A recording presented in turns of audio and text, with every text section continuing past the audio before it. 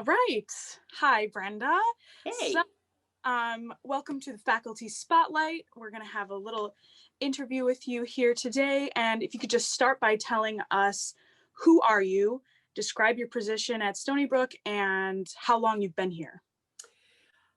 I'm Brenda Harris, part of the music and voice faculty. How long have I been here? That's a really good question. I think this is my ninth or 10th year. I'm not sure. It's just been shockingly quick. It feels like about three, but that's how long it's been. I have full-time positions that are comprised of two half times. Half is teaching voice, so I'm an artist in residence in the voice department, and the other half is executive director of Stony Brook Opera. So, some questions about the voice program here.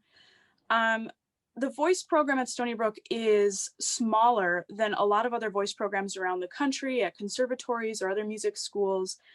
How would you describe Stony Brook as a unique voice program compared to these other schools? Well, the first thing is that we're smaller, so everyone has a lot to do.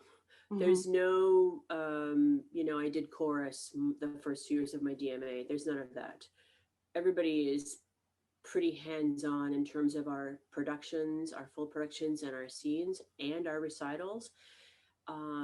Everybody gets full attention from our voice faculty, which is I think a big deal.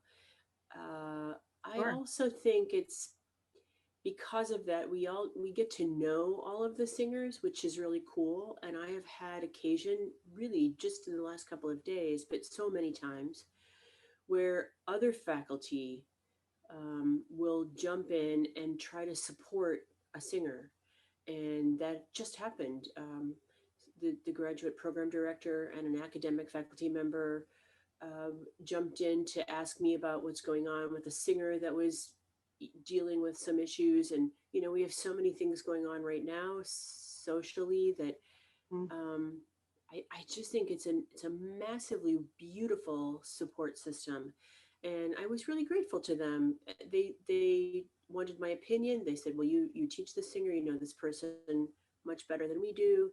And we just all had a little email confab, and it's all great. We were able to kind of talk the singer off the ledge and get things back on track. And that kind of thing just happens all the time. And I think that is a huge, I'm not saying that other bigger schools aren't compassionate. I'm sure they are, but we just know each other. We're small, and we're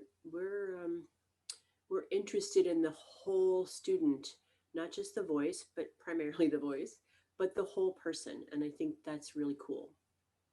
Yeah, awesome. I agree. As a student, I feel that. Ah, Um, I know everybody is thinking about this right now, and it's very much up in the air, but how would you describe Stony Brook's plan for the spring in terms of COVID?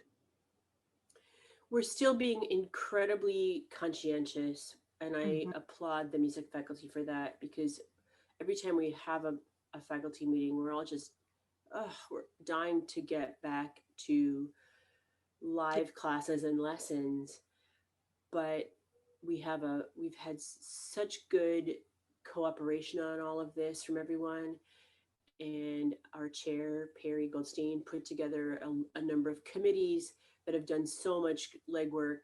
The Safety and Spaces Committee probably being one of the biggest. And they're constantly checking what we can do to make the building safe. And I think the long and the short of it is that until we can actually get a rapid, reliable testing system in place or a vaccine, I Mm-hmm. don't think we feel safe having people in the building. Now, the Stoller Center is a different thing, and we're exploring possibilities of doing some rehearsals and maybe even some small group things in there, because their HVAC system is a little bit more modern. So I think it is up in the air, but I think the Sure. plan right now is that for the most part, we will stay remote. But if people are comfortable coming to have lessons, we have found some spaces where we think we can do that. We just have to set it up in advance and have distancing, obviously, so that people, especially us singers who are super spreaders and Yeah. wind players and things, can do it in a space that's big enough. But my understanding is that most of the student body is happy to wait and are, would rather have safety first.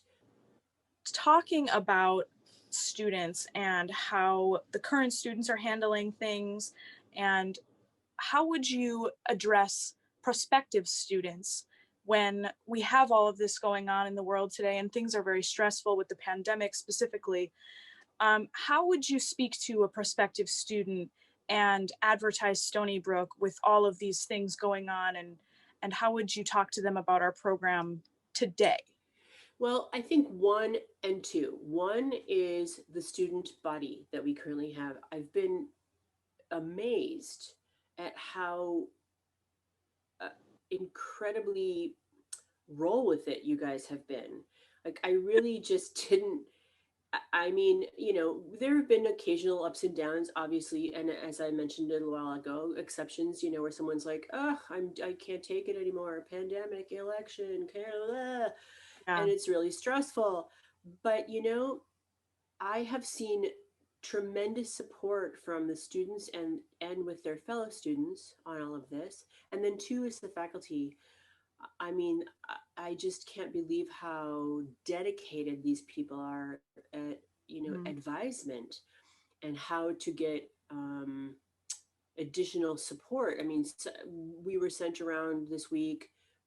Don't forget, there's a counseling service on campus, and this is where you can reach them about this, and you might want to tell your students about it, especially in election week, and la la la, And I'm sure other schools do that too, but I feel like there's so much personal investment on that. So I feel like coming here, even if it's partially or even fully remote to begin with, I feel like the new students, you don't have to ask them, but I feel like the new singers seem to have really integrated and feel a friendship with the people who are already at Stony Brook, and that's pretty impressive given that it's all been non-physical. Yeah. So I think it's a pretty cool place, and there's a great deal of the personal side is what to me. And then there's the instruction. I mean, I haven't talked about that, but geez, my performance faculty colleagues are amazing. I mean, they have like outrageous careers, and as far as I can tell at juries, an incredible ability to teach. Mhm. We just hired Jeremy Little, who I think is going to be an amazing addition to our voice faculty. I'm not a bad voice teacher. So I think we have like, a really high level of instruction for young singers. And the other part about it is that the performance faculty is indeed a performance faculty with huge career credits. So we don't just say, this is how it should go. We say, this is how it was and this is how it is, and if you want to have a performing career, we know how that goes because we're still all doing it. Yeah. So that to me is a huge distinction from so many schools that have people who might have had a career a million years ago or maybe didn't have one at all. And I Right. think, being able to tell young musicians how it goes, it not just in terms of the instruction of the applied instrument, but with regard to, you know, packing and flying and giving your host a gift and Mm. cocktail parties, and you're going to need a gig, you're going to need an extra aria for this gig that you probably need a fun piece. I mean, just things. There's so Right. many Right. things that, Yeah. yeah. And really, I am of the mind that only experience teaches, and so you have to experience it yourself. But to have a mentor that has experienced that stuff just really, I think, puts students a step up. It's been really wonderful, and thank you so much, Brenda, for doing this interview. Totally my And pleasure. yeah, it'll we'll just keep on keeping on here Indeed. as we do Everybody it. stay safe. Thank you, Heidi. Awesome. Okay, Thanks, Brenda. bye now.